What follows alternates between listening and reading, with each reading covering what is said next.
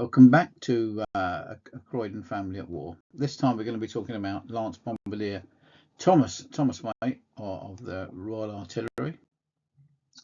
Thomas was born on the 31st of December 1920 at Sydenham Road and went to Woodside School, and that's a photograph of Woodside School. Thomas is the front row, far left. Tom was just 18 when, along with his brother George, he enlisted in the Territorial Army, so he didn't really have much time between school and joining up to build any sort of real career. However, he did start an apprenticeship as a butcher, which was a skill that stayed with him right throughout his life. He enlisted on the 23rd of April to the 4th Battalion, the Queen's Royal Regiment, TA, in Mitcham Road Barracks. There's a more modern photograph of the barracks. Tom joined one in front of his brother. His brother George had the service number ending 11, so there was just next in line. In the late 1930s, neither the regular army nor the TA were getting enough recruits. The increased threat of war was changing that, and the people were starting to sort of sign up. Most TA units were well under strength, and in their reduced establishment was only about 6% of their war strength. But after this, it increased significantly. Traditionally, TA training was a mix of evening and weekends, and it still is, with an annual 2-week camp. However, when Tom joined, things were changing, and a partial mobilisation of TA units had already begun. And this process was known as coverture, whereby each anti-aircraft unit did a month tour of duty in rotation to maintain selected anti-aircraft and searchlight positions. On the 24th of August, ahead of the declaration of war, Anti-Aircraft Command was fully mobilised at its war station. Tom was now officially called up for service. On the left-hand side of the photograph, you actually see his call-up paper. On his brother's call-up paper, there's a question mark next to his name. So I think that the clerk must have thought there was some sort of mistake when he saw two people with the same name and almost the same service number. The port of Avon. So we drafted to the port of Avonmouth. It was repeatedly targeted during the Bristol Blitz in 40-41 as a part of the winter Blitz in World War II. Because Avonmouth was a major port handling imports such as oil, food and war materials, German aircraft carried out several bombing raids aimed at destroying the dock facilities. The attacks caused fires, damage to warehouses and ships, and civilian casualties in nearby communities, while also disrupting vital supply routes.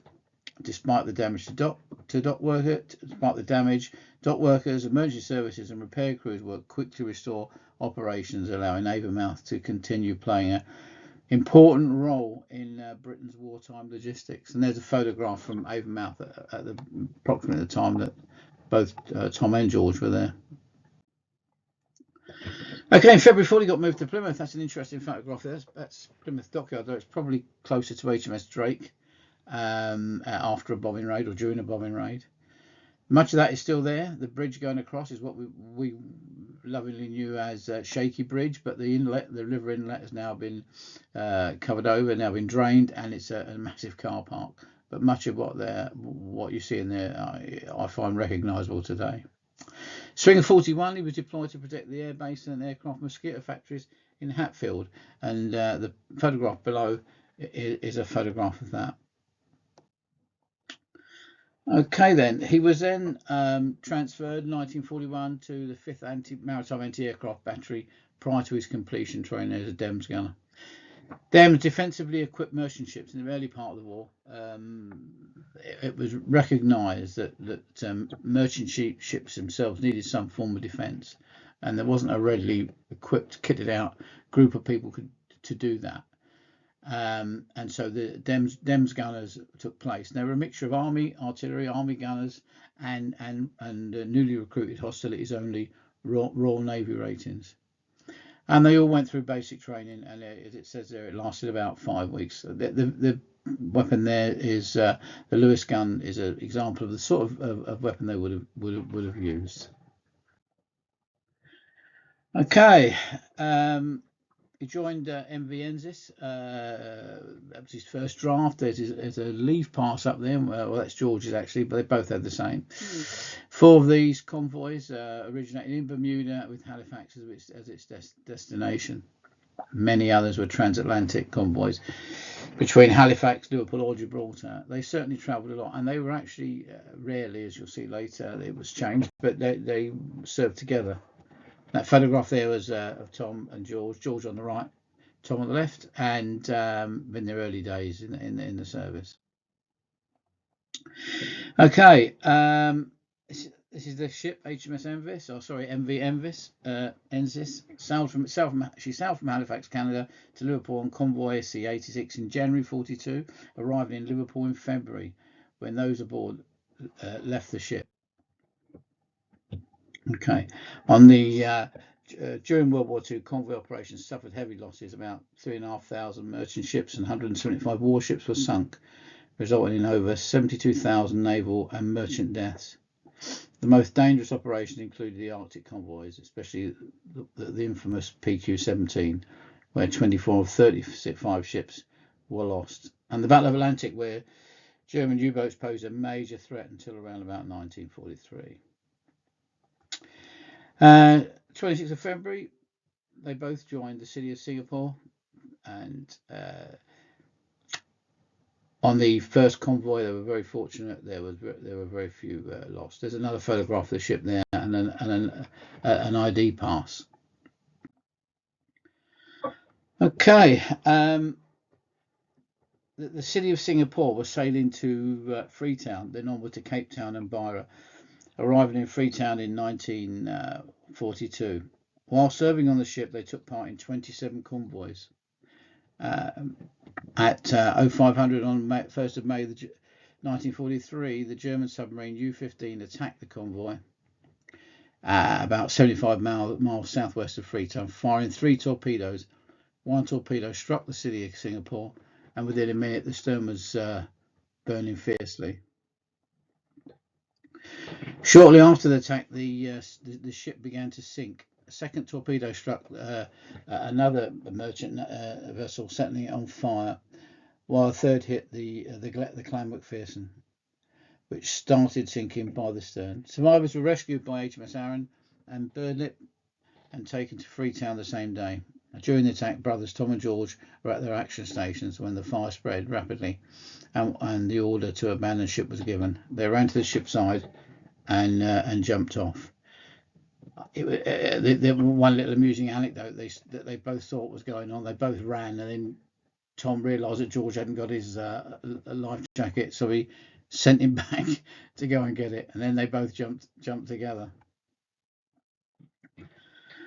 Tom recalled that there were 2 British chaps who were really best mates. They often used to sing together. Their favourite song was "You Are My Sunshine." When the ship was sunk, they didn't know where each other were. You know, you're in the water, there's high waves, you can't really see past the next wave. So they didn't know where they were, or if they were even alive.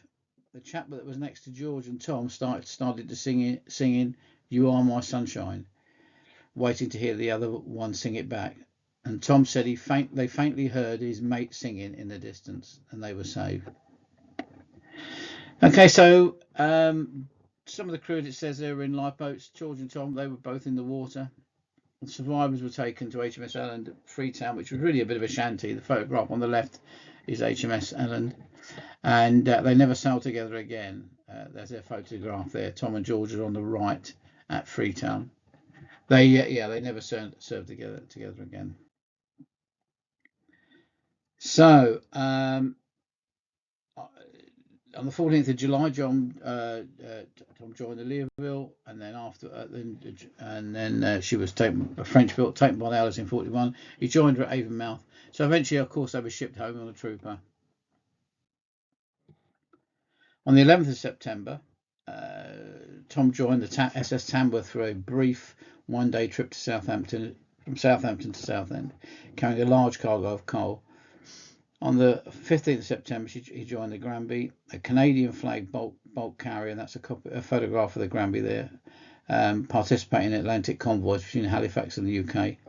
He went on to leave on the 5th of February 1944, and later on the 25th of February, he joined the 5th Regiment Royal Artillery at Shoebury-Ness, which is basically he did some cross training. The interesting thing about the Granby is, believe it or not, it's still in Canada.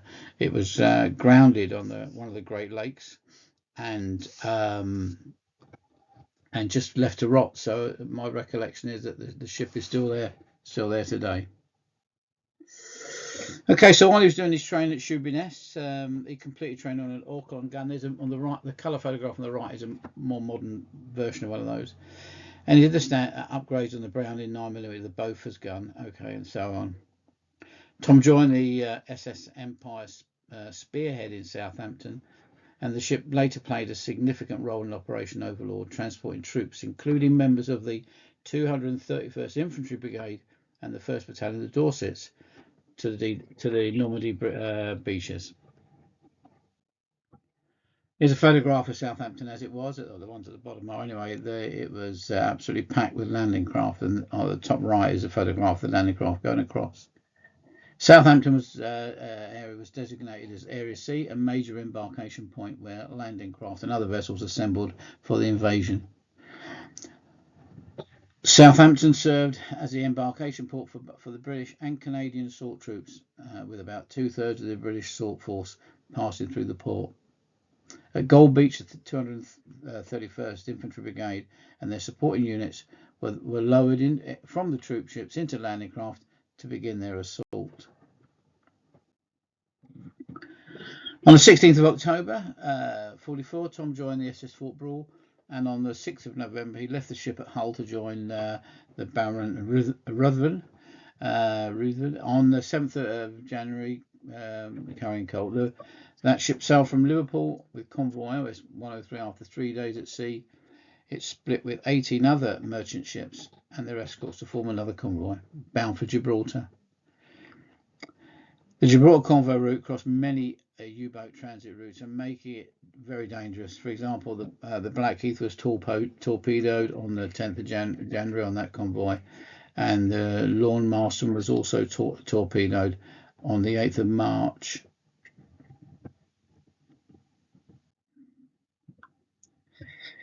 During his final voyage on that ship, Tom was injured after falling down an open hatch, and it happens. Right, it happens it happens. It's not, and it's not very comfortable. On the 1st of April, shortly before VOD, he was admitted to the British Military Hospital in Gibraltar. Photograph on the left is a museum setting in Gib that replicates that, hospital. After recovering, he was discharged on the 22nd of June and accommodated at the Royal Marines Barracks in Gib.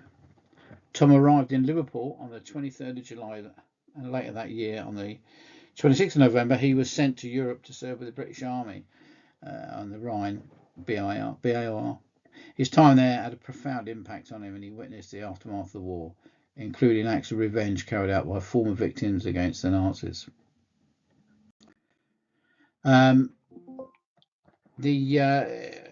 I think that the one thing to point out is it really did have a major impact on Tom and affected his outlook on life completely after what he witnessed in Germany after the war. We just assume they don't. Anyway, next, that's it for this time. Next time we're going to be talking about his brother. Very much will be half of it will be the same, so I'll wish for it, and then we'll talk about George's activities after they were separated at Freetown.